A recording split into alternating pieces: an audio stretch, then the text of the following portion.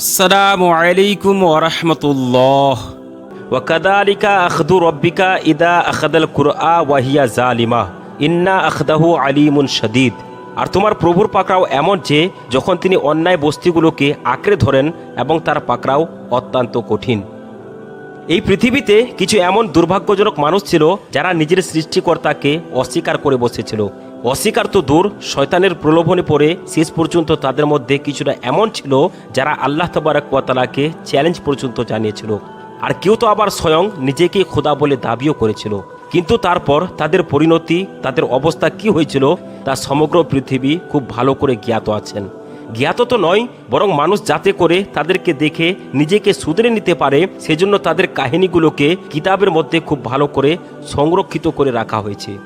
তাই আজকের এই ভিডিওতে আমরা আপনাদেরকে পবিত্র কুরআনুল কারীম এবং তারিখের বইগুলো থেকে 5 জন এমন ব্যক্তির কাহিনীকে জানাবো যারা স্বয়ং আল্লাহ তাবারক ওয়া তাআলাকে সেই জাতকে চ্যালেঞ্জ জানানোর সাহস করেছিল আর তারপর তাদের পরিণতি কি হয়েছিল।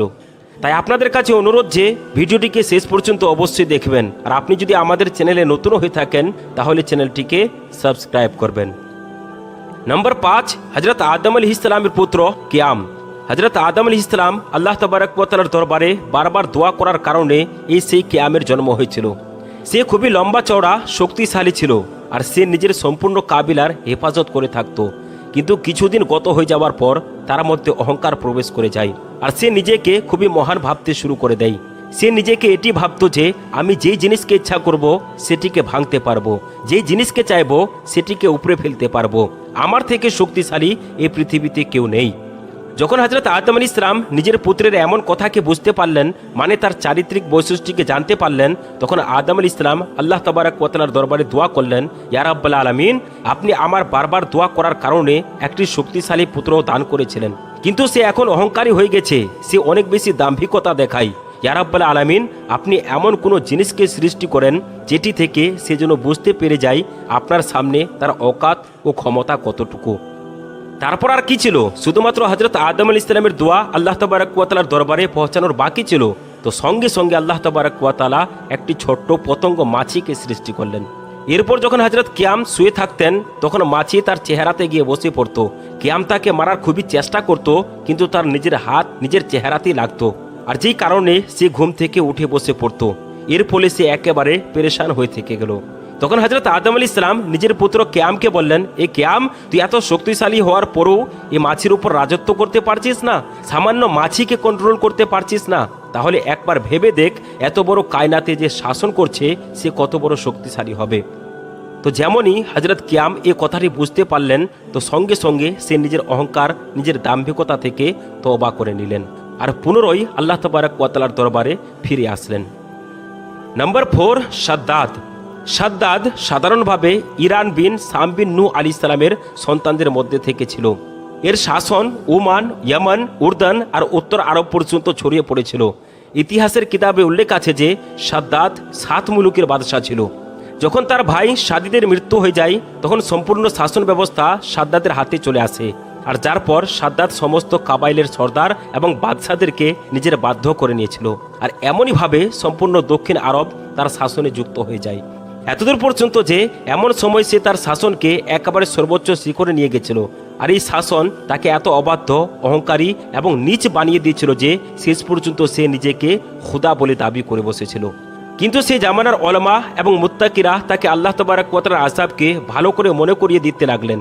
কিন্তু তখন সে বলতে লাগলো, যখন আমার কাছে এত ধন দৌলত আছে, শাসন সব কিছুই আছে, তাহলে এখন আমি কেন আল্লাহ তাবারক ওয়া তাআলার ইবাদত করব। সে নাফরমান বাদশাহ শাদ্দাদ সেই সময়কার নবীর মুখে শুনে রেখেছিল জান্নাত কেমন হবে, তার নিয়ামত এবং সৌন্দর্যের কেমন দৃশ্য হবে, সেটি দেখতেই বা কেমন হবে। সেই জন্য শাদ্দাদ এই জমিনের উপরে জান্নাত বানানোর মনস্থির করল।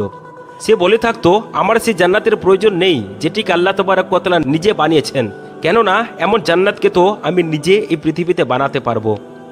এই জন্য এবার একটি জান্নাত বানানোর জন্য যা কিছু প্রয়োজন ছিল সেগুলোর জন্য সে জোগাড় করতে শুরু করে দিল। তারপর সে সোনা ও চাঁদের ইট দ্বারা জান্নাত বানাতে শুরু করলো। অসংখ্য মণিমুক্তা সেখানে ছড়িয়ে রেখে দিল। নহরকে প্রস্তুত করে নিল, প্রত্যেকটি মহলে পানির ফোয়ারা বানানো হলো। নহরের কিনারায় কিনারায় খুব সুন্দর সুন্দর গাছপালা লাগানো হলো। খুব সুন্দর সুন্দর পাখিগুলোকে ইয়াকুতের ইটের উপর বসানো হয়েছিল। যখন এই জান্নাতের নির্মাণ সম্পূর্ণ হয়ে গেল তখন সাদ্দাত আদেশ করল যে সম্পূর্ণ শহরে রেশমের বিছানা বিছিয়ে দেওয়া হোক। আর জান্নাতের নহরগুলির মধ্যে কিছুতে মিষ্টি পানি, কিছুতে মদ, আবার কিছুতে দুধ মধু মিশ্রিত করে শরবত চালু করা হয়েছিল। রেবায়াতে বর্ণিত আছে যে সাদ্দাদের জান্নাতকে বানাতে 300 বছর লেগেছিল। যখন সাদ্দাদের জান্নাত সম্পূর্ণভাবে তৈরি হয়ে গেল তখন সাদ্দাতকে তার জান্নাত দেখতে আসার জন্য খবর দেওয়া হলো। তারপর সে তার লোক লস্কর, সৈন্য সামন্ত, রাজা বাদশাদেরকে সঙ্গে নিয়ে খুবই অহংকারী মনোভাব নিয়ে জান্নাতের দিকে রওনা হতে লাগলো। তারপর যখন সে জান্নাতের প্রধান গেটকে খুলে সে তার পাকে ঘোড়ার উপর থেকে নামিয়ে দরজার চৌখটের উপর রেখেই ছিল, তখন সে এক অজানা ব্যক্তিকে নিজের কাছে খাড়া হয়ে দাঁড়িয়ে থাকতে দেখতে পেল। তখন সাদ্দাত জিজ্ঞেস করলো, তুই কে? সে ব্যক্তি বলল, আমি মালাকুল মউত। সাদ্দাত জিজ্ঞেস করলো, তুমি এখানে কেন এসেছো, আবার কি বা করছোই? মালাকুল মউত বলতে লাগলো, তোর জানকে বের করতে। সাদ্দাত বলতে লাগলো, আমাকে এতটুকু সময় দিয়ে দেওয়া হোক যাতে করে আমি আমার নিজের হাতে করে বানানো জান্নাতকে নিজস্ব চোখে দেখে নিতে পারি। জবাব আসলো, আমাকে এমন আদেশ দেওয়া হয়নি। সাদ্দাত বলল, তাহলে এতটুকু সময় দিয়ে দেওয়া হোক যাতে করে আমি ঘোড়ার উপর থেকে নেমে পড়তে পারি। এরপর মালাকুল মউত বললেন, এরও অনুমতি নেই। তো সেই জন্য এমনইভাবে একটি পা ঘোড়ার রাকাবে ছিল এবং দ্বিতীয় পাটি চৌখটের মধ্যে ছিল। আর ঠিক তখনই মালাকুল মউত তার রূহ কবজ করে নিলেন। তারপর হযরত জিবরাইল আলাইহিস সালাম নিজের একটি ভয়ঙ্কর আওয়াজকে বের করলেন। আর সেই সময়ে সমস্ত শহর নিজের আলিশানে সাজসজ্জাকে নিয়ে, মহলকে সঙ্গে নিয়ে একেবারে বিলীন হয়ে গেল। আর এমনইভাবে সাদ্দাত ও সাদ্দাতের জান্নাতের নামও নিশানা একেবারের মতো এই পৃথিবী থেকে মিটে গেল। এরপর শুধুমাত্র কিতাবের পাতাগুলিতে তার কাহিনীগুলি থেকে গেল।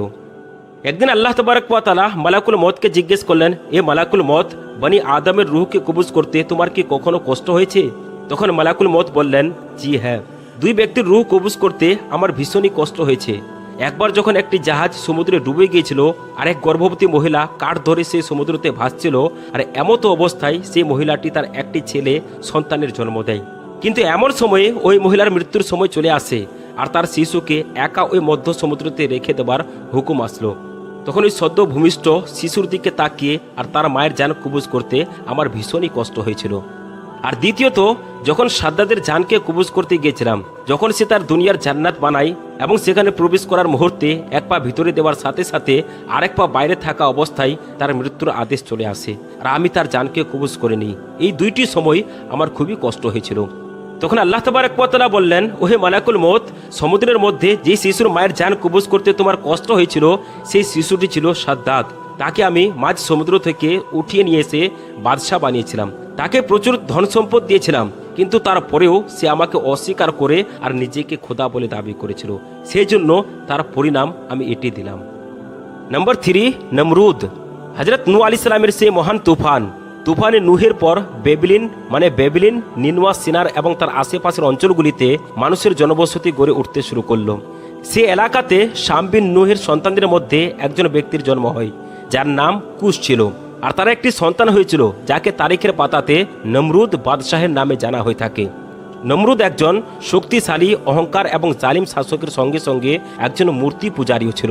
বলা হয়ে থাকে যে মাথাতে বাদশাহত্বের মুকুট সর্বপ্রথম নমরুদই পড়েছিল। সে নিজের শক্তির মাধ্যমে প্রজাদেরকে তার সামনে সাজদা করিয়ে নিত।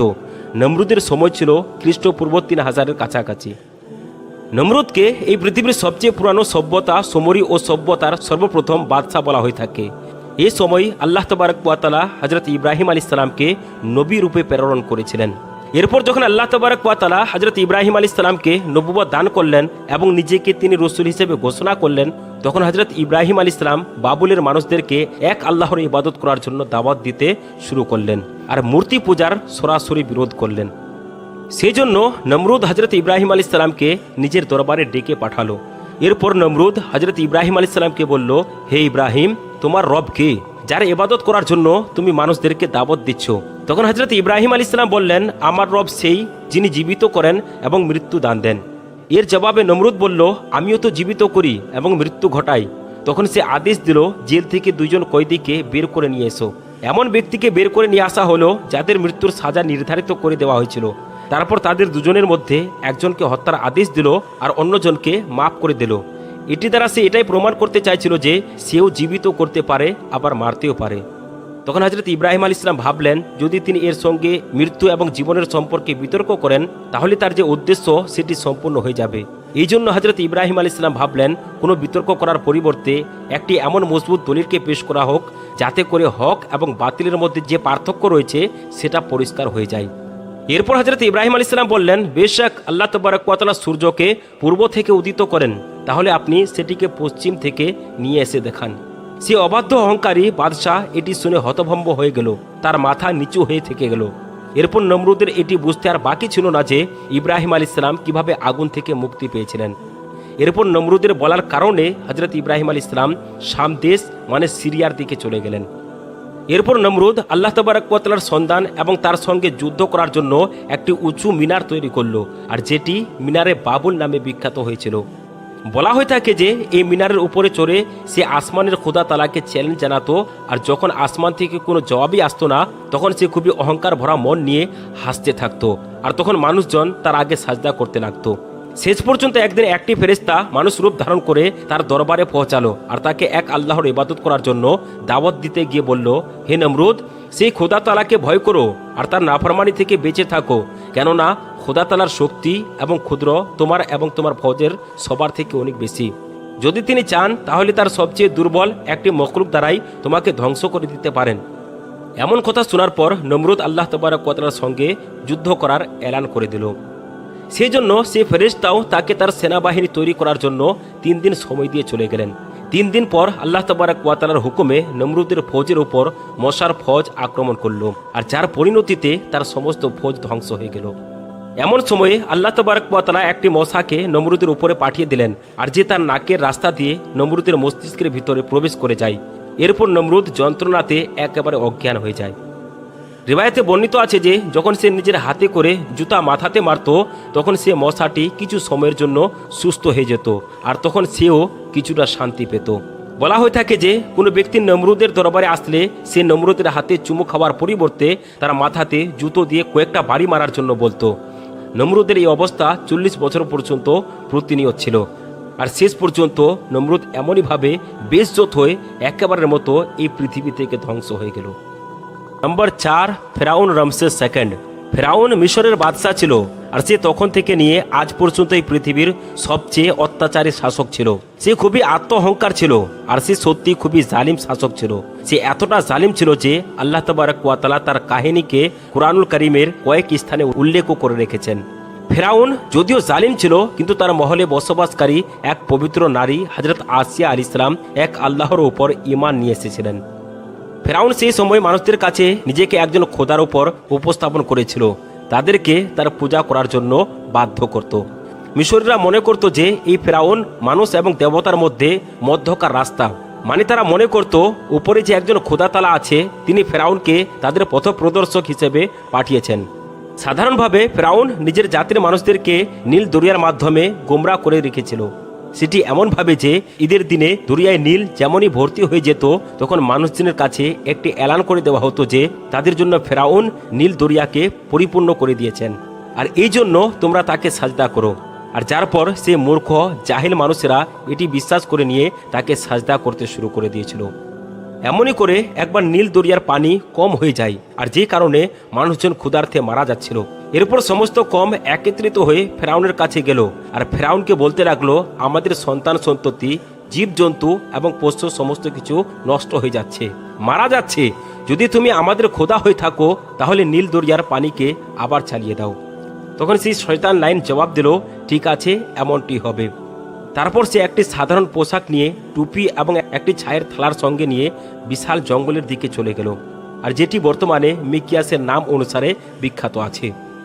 এরপর আদেশ করা হলো যে রাজদরবারি এবং তার জাতির লোকজন কেউ তার জন্য পিছা না করে। আর তারপর ফেরাউন এমন জঙ্গলে প্রবেশ করতেই তার শাহী পোশাক খোলার পর সেই সাধারণ পোশাক এবং সেই চুলধারা বানানোর টুপিকে পরে নিল, আর তারপর ছাইগুলো মাটিতে ছড়িয়ে দিয়ে তার উপরে শুয়ে গড়াগড়ি মারতে শুরু করলো, আর নিজের চেহারাতে সেই ছাইকে মেখে বলতে লাগলো, হে মালিক, আমি জানি আপনি এই জমিন এবং আসমান এবং আখিরাতের মালিক, কিন্তু আমি শয়তানের প্রলোভনে পা দিয়ে আপনার নাফরমানি করে অনেক এগিয়ে গিয়েছিলাম। আপনি আমার মাবুদ, আমি আপনার বান্দা।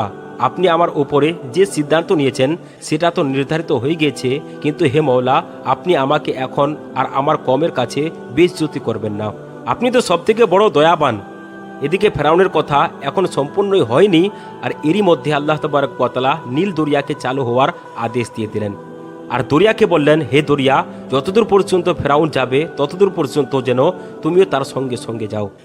এরপর ফেরাউন নিজের কওমের কাছে এই অবস্থাতে যেতে শুরু করলো, আর দরিয়া নীলের পানিও তার সঙ্গে সঙ্গে যাচ্ছিল। আর যেটাকে দেখে মানুষজন তাদের পোশাক পানি এবং কাদাতে ডুবিয়ে অপরকে মারতে শুরু করে দিল। আর সেই সময় থেকে নিয়ে আজ পর্যন্ত মিশরে যে খুশি মানানোর রেওয়াজ আছে সেটি এমনই। আর এহলে মিশররা এই দিনটিকে ইয়ামান উরুজ মানে নীল দরিয়ার জন্মদিন মানিয়ে থাকে। ফেরাউনও নিজে জানতো সর্বশক্তিমান আল্লাহ তাবারক ওয়া তাআলা বলে কেউ একজন আছেন, আর যার সঙ্গে সে সাহায্য নিত। কিন্তু সিংহাসন এবং ক্ষমতা তাকে এতটা অন্ধ বানিয়ে দিয়েছিল যে শেষ পর্যন্ত সে নিজেকে খোদা তাআলার দাবি করে বসেছিল। এমন সময় ফেরাউন নিজের জাতির মানুষের উপর ভীষণই অত্যাচার করতে শুরু করেছিল। আর এই অত্যাচারের হাত থেকে রক্ষা পাওয়ার জন্য মুসা আলাইহিস সালাম বনী ইসরায়েলকে সঙ্গে নিয়ে মিশর ছেড়ে চলে যাওয়ার জন্য সিদ্ধান্ত নিলেন। কিন্তু ফেরাউন অত্যাচারের নেশাতে একেবারে বিভোর হয়ে গিয়েছিল। সেই জন্য মুসা আলাইহিস সালাম এবং তার কওম বনী ইসরায়েলের পিছু করতে শুরু করলো, তাদেরকে একেবারে মতো সমাপ্ত করে দেওয়ার জন্য। আর হঠাৎ করে একটি পরিস্থিতি এমন আসলো যখন সামনে সমুদ্র আর পিছনে ফেরাউনের সৈন্যবাহিনী। বনী ইসরায়েলের পালিয়ে যাবার কোনো রাস্তাই আর ছিল না। তখন আল্লাহ তাবারক ওয়া তাআলা হযরত মূসা আলাইহিস সালামকে আদেশ করলেন নিজের আসা মোবারক দ্বারা সমুদ্রতে জোরে আঘাত করার জন্য। আর তিনি ঠিক এমনই করলেন, আর সমুদ্র দেখতে দেখতে দুই অংশে বিভক্ত হয়ে গেল। আর যার ফলে এমন লম্বা রাস্তা সৃষ্টি হলো, যার পর বনী ইসরায়েলের কওম তাদের মালপত্রকে নিয়ে এই রাস্তা দিয়ে পার হয়ে গেলেন। কিন্তু যখন মিশরের ফেরাউন, যে নিজেকে খোদা বলে দাবি করেছিল, আর তার সেনাবাহিনী সেই রাস্তা দিয়ে যখন যাওয়ার চেষ্টা করতে লাগলো, তখন সমুদ্র আবার পুনরায় মিলিত হয়ে গেল যেমন সে আগে ছিল। আর এমনই করে ফেরাউনের সমস্ত লোক লস্কর সৈন্যবাহিনী সমুদ্রের মধ্যে একেবারে বিলীন হয়ে থেকে গেল। আপনাদেরকে আগেই জানিয়েছিলাম যে ফেরাউন প্রকাশ্যে তো নিজেকে খোদা বলে দাবি করত, কিন্তু গোপনে সে আল্লাহ তাবারক ওয়া তাআলার অস্তিত্বের উপর ঈমান রেখে থাকত। আর যেটিকে আল্লাহ তাবারক ওয়া তাআলা পবিত্র কুরআনুল কারীমের সূরা ইউনূসের 90 এবং 92 আয়াতে কিছুটা এমনভাবে বর্ণনা করেছেন। আর আমি বনী ইসরায়েলকে সাগর পার করিয়ে দিলাম, তখন ফেরাউন ও তার সৈন্যবাহিনী সীমা লঙ্ঘন এবং জুলুম করার উদ্দেশ্যে তাদের পিছু করতে লাগলো। পরিশেষে যখন সে ডুবে মারার সম্মুখীন হলো, তখন বলতে লাগলো, আমি স্বীকার করলাম বনী ইসরায়েল যে আল্লাহর প্রতি ঈমান এনেছে তিনি ছাড়া কোনো ইলাহ নেই, এবং আমিও তাদের অন্তর্ভুক্ত। উত্তর দেওয়া হলো, এখন ঈমান আনছো, অথচ এর আগে তো তুমি অবাধ্য করেছো এবং তুমি অশান্তি সৃষ্টিকারীর অন্তর্ভুক্ত ছিলে। সুতরাং আজ আমি তোমার দেহটি রক্ষা করব, যাতে করে তুমি তোমার পরবর্তীকালের মানুষদের জন্য নিদর্শন হয়ে থাকো। আমার নিদর্শন সম্পর্কে অনেকই মানুষ গাফিল হয়ে আছে। মানুষ এই পৃথিবীতে সর্বসময়ের জন্য থাকতে চায়। সে চায় না যে এই পৃথিবী থেকে চলে যাবে।